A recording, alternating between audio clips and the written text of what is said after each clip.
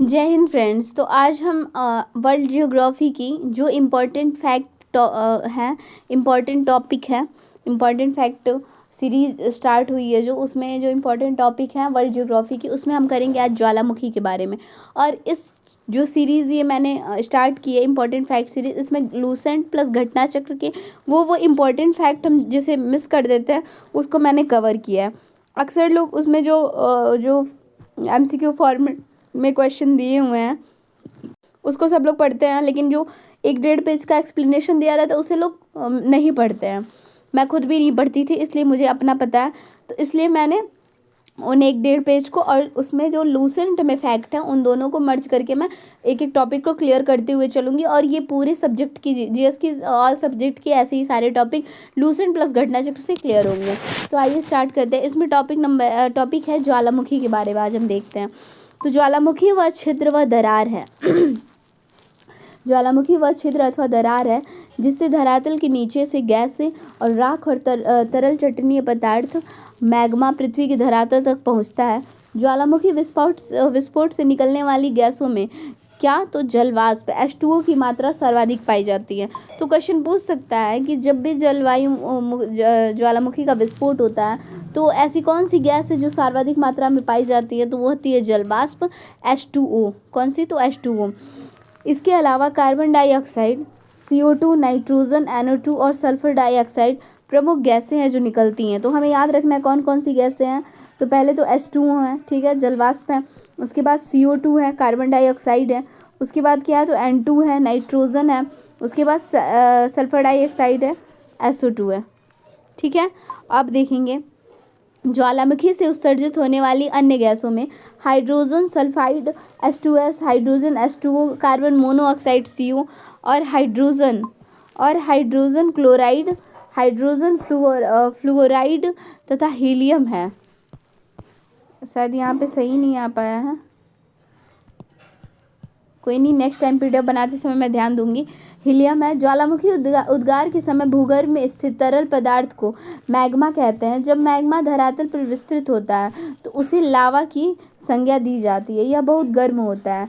ताज़ा निष्कासित लावा का तापमान लगभग 600 से 1200 डिग्री सेल्सियस तक होता है। धरातल पर लावा ठंडा होने के बाद आग्नेय चट्टान का रूप धारण कर लेता है। और जो सिलिका के आधार पर लावा कितने प्रकार का होता है? तो 2 प्रकार का। एक होता है एसिड लावा और एक होता है बेसिक लावा। एसिड लावा अत्यंत गाढ़ा एवं चिपचिपा होता है। जो एसिड लावा होता है ना, वो अत्यंत गाढ़ा और चिपचिपा होता है। तो हम देखेंगे कि एसिड लावा कैसा होता है, गाढ़ा व चिपचिपा होता है। इसमें क्या होती है? तो इसमें जो है सिलिका की मात्रा अधिक होती है। तो पहले तो हमने देखा कि जो लावा होता है कितने प्रकार का होता है सिलिका के आधार पे, तो ये होता है 2 प्रकार का। एक होता है एसिड लावा, ठीक है, और दूसरा कौन सा होता है? तो दूसरा होता है बेसिक लावा। अब हमने देखा कि जो एसिड लावा होता है वो गाढ़ा व चिपचिपा होता है। एसिड लावा जो होता है इसमें सर्वाधिक किसकी मात्रा पाई जाती है? तो इसमें सिलिका की मात्रा सर्वाधिक पाई जाती है। किसकी मात्रा सर्वाधिक पाई जाती है? तो इसमें सिलिका की मात्रा सर्वाधिक पाई जाती है। जो बेसिक लावा होता है वो हल्का और पतला होता है तथा इसमें सिलिका की मात्रा बहुत कम होती है।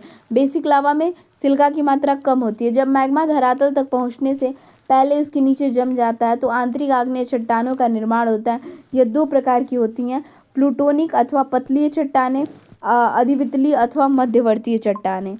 अब देखिए क्रेटर ज्वालामुखी शंकु के ऊपर सामान्यतः मिलने वाला कीपाकार गर्तनुमा आकृति है। इसमें जलभराव के कारण क्रेटल झील का निर्माण होता है, ठीक है। जैसे महाराष्ट्र के बुल्ढाना जिले में लोनार झील, वर्तमान में लोनार झील का निर्माण उल्का पिंड से पृथ्वी के धरातल पर टक्कर से माना जाता है, ठीक है। लोनार झील का निर्माण कैसे?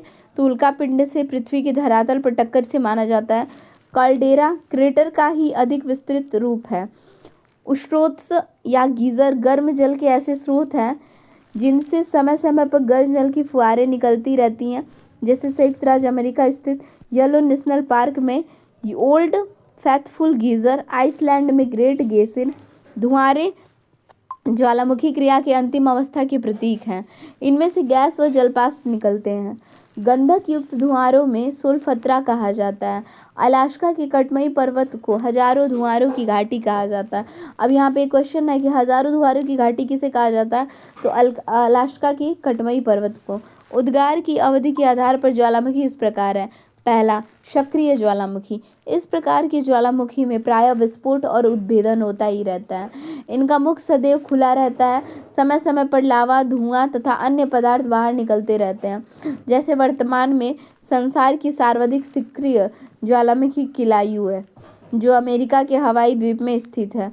यह 1983 से 2018 की अवधि में लगातार उद्बोधित अवस्था में रहा है।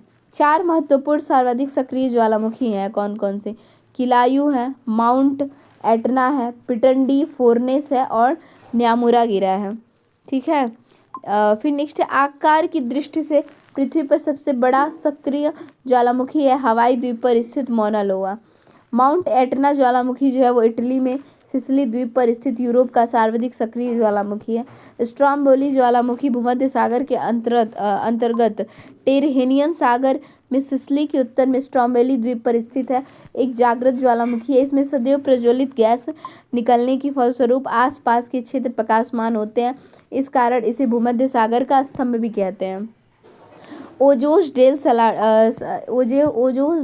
सलाडो चिली एवं अर्जेंटीना की सीमा पर स्थित एक सक्रिय ज्वालामुखी है। इसकी ऊंचाई लगभग 6,893 मीटर है। यह विश्व का सबसे ऊंचा सक्रिय ज्वालामुखी पर्वत है। कौन सा? तो ओजोस डेल सलाडो। ठीक है। माउंट एरबिस अंटार्कटिका राष्ट्रद्वीप पर स्थित है, सक्रिय ज्वालामुखी है। भारत में अंडमान निकोबार के बैरन द्वीप पर सक्रिय ज्वालामुखी है। जापान की फुजियामा सक्रिय ज्वालामुखी है।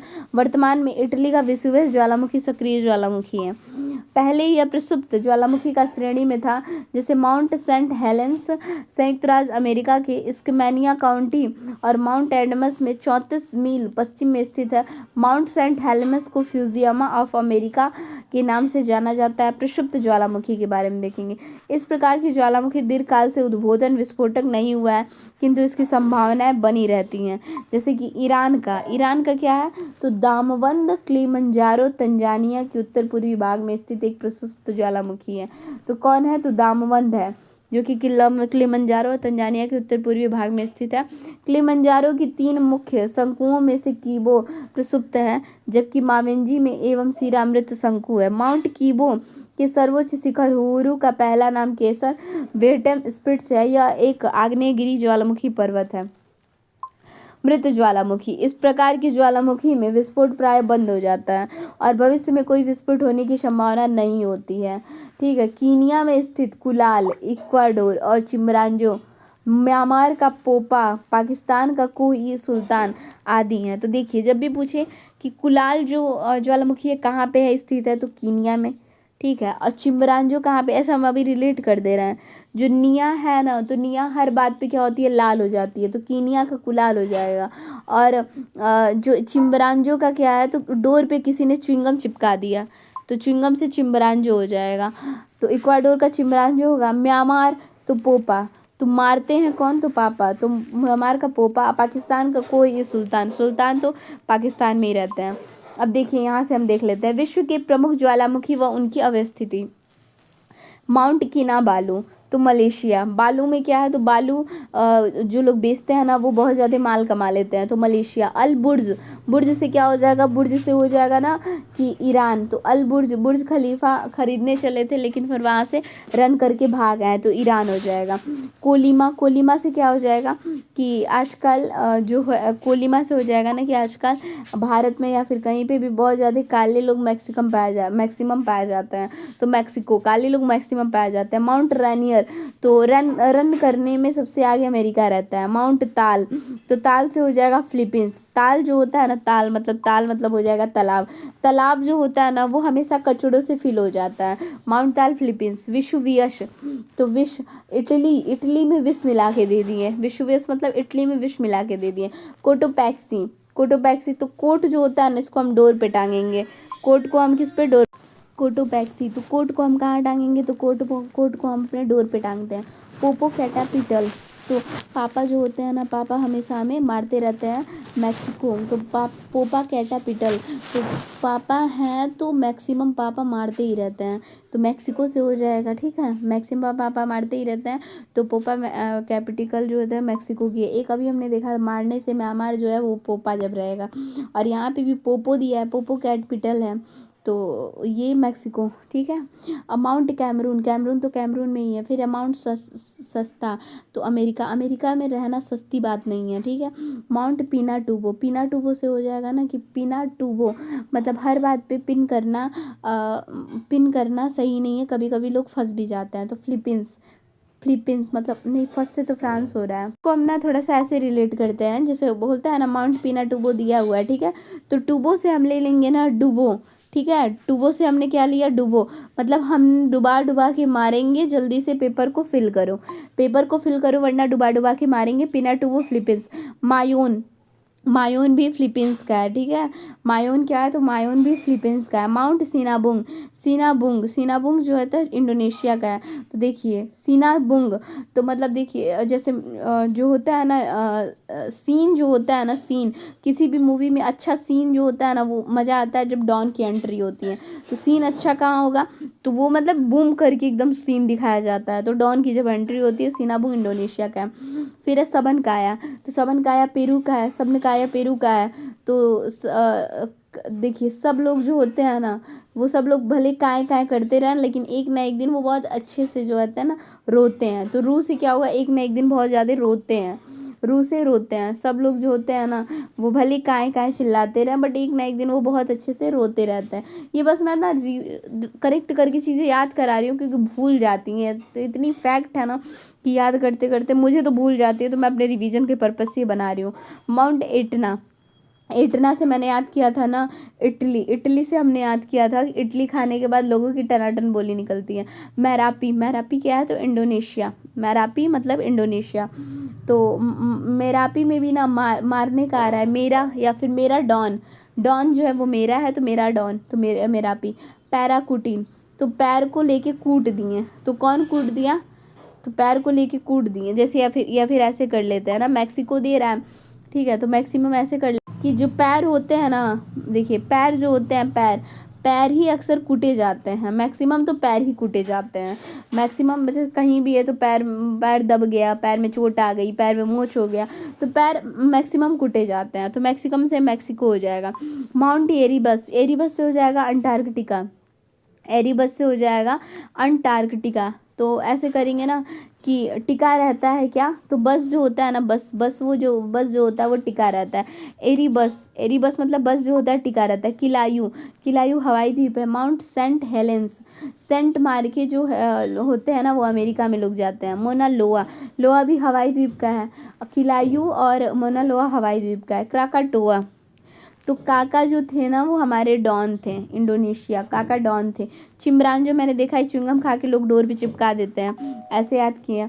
ठीक है, फिर दामबंद भी देखा। दाम जब भी पूछो किसी से तो इंसान रन कर जाता है। ईरान। कोह ई सुल्तान, तो सुल्तान कहाँ पे जाते हैं, पाकिस्तान में। बिल्लारी का चिल्ली में। तो बिल्ली को देख के लोग चिल्लाने लगे। तो यहाँ पे हमने जितनी भी विश्व की प्रमुख ज्वालामुखी और उनकी अवस्थिति थी, उसको मैंने यहाँ से घटना चक्र तो कवर कर लिए, और मैं लग रहा है लूसेंट का यहाँ पे PDF शामिल नहीं कर पाई हूँ, बट उसको भी मैं कवर कर दूँगी। ठीक है, थैंक्स फॉर वॉचिंग।